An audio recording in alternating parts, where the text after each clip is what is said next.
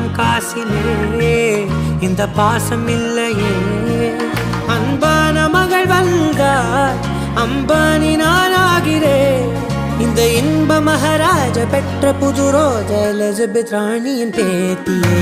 தாயே தாயே மகளன வந்தாய்,